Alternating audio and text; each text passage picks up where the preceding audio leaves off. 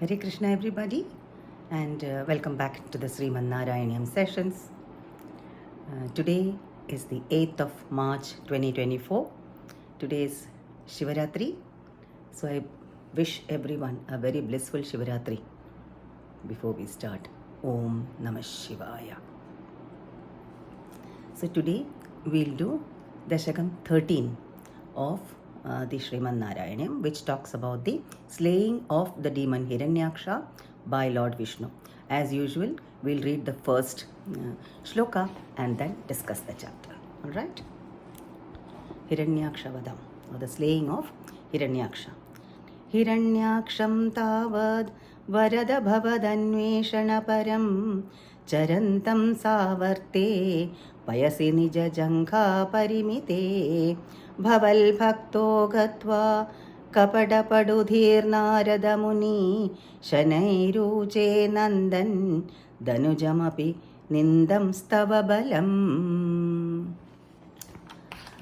In the last chapter we saw how Lord Vishnu rescued Mother Earth, Bhumi Devi, from the depths of the cosmic waters where the demon Hiranyaksha had hidden her. Now here in this chapter, the poet Sriman Narayana Bhattadripad starts by saying, O Lord, at that time, that is when the Lord was coming out with the planet Earth from the cosmic waters, the sage Narada, the great devotee, sage Narada, to further thy process, that is to help you in your Leela, approaches the demon Hiranyaksha, who was searching for you, was searching for the Lord everywhere in the waters and in the cosmic waters, which barely touched his knees. The demon was so huge, so tall, that the waters of the ocean barely touched his knees. He was that big.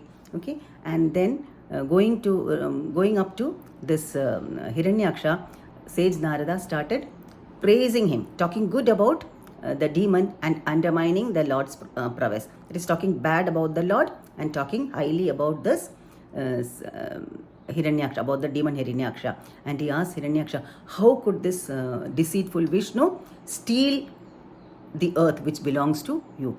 Now Hiranyaksha was very angry, and he asked Narada, where is Lord Vishnu? I am searching for him. And Narada tells him where the Lord was.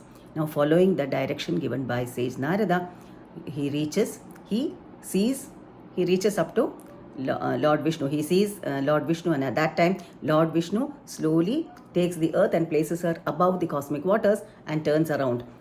The demon had a mace in his hand, and he was about to hit the Lord. At that time, the Lord takes up his mace, his gada, known as Kaumodagi. The name of the Lord's gada, or the Lord's mace, is Kaumodagi. So he takes up his Kaumodagi, and then a huge fight ensues.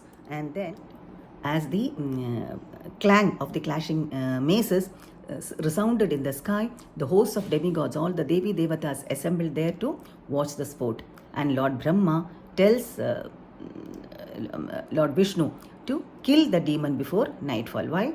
Because at night, when it is dark, the demons gain strength. They become very powerful, and it is difficult to defeat them. So Brahma tells Lord Vishnu to kill him before nightfall.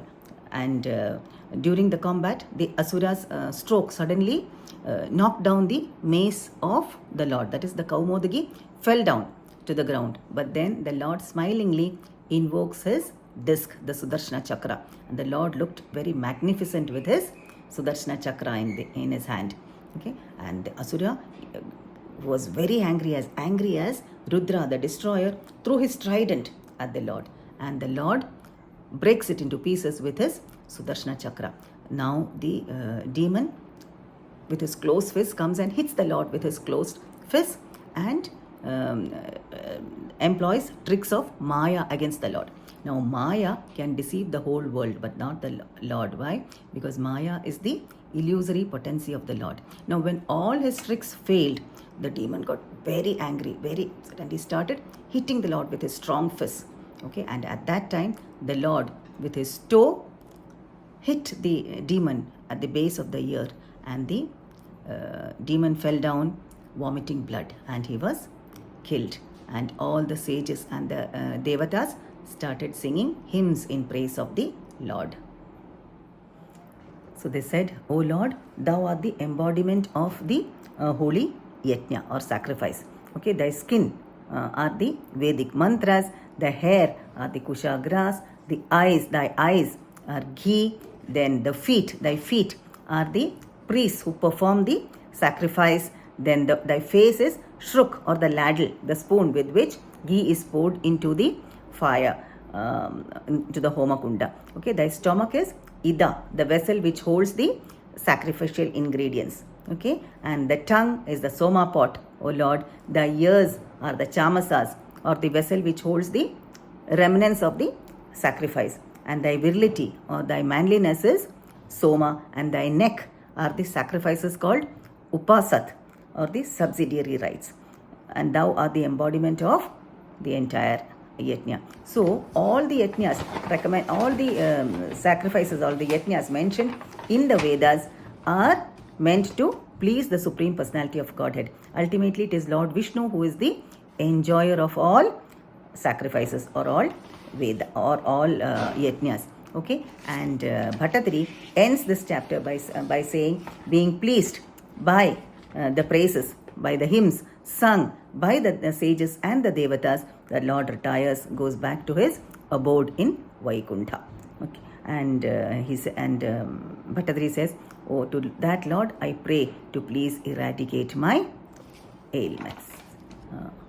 When the Lord's gatekeepers Jaya and Vijaya were cursed by the 4 Kumaras, the Lord had told them that they would have to take 3 births on planet Earth, and at the end of each birth, he himself would come and take them back. He would enter into a combat with them and bring them back. So this is the first life, and here, as promised, Lord comes and enters into a combat, enters into a fight with Hiranyaksha and slays him. Now, subsequently, we will see the slaying of Hiranyakashipu also. Okay, but the next chapter is about the Kapilavatara of the Lord. It's a very nice story. So I'll see you all soon with chapter 14, which talks about Kapilavatara. Until then, thank you. Hare Krishna. And please, if you like these videos, please do like, share and comment. Thank you so much. Hare Krishna, Krishna Krishna, Hare Hare, Hare Rama, Rama Rama, Hare Hare.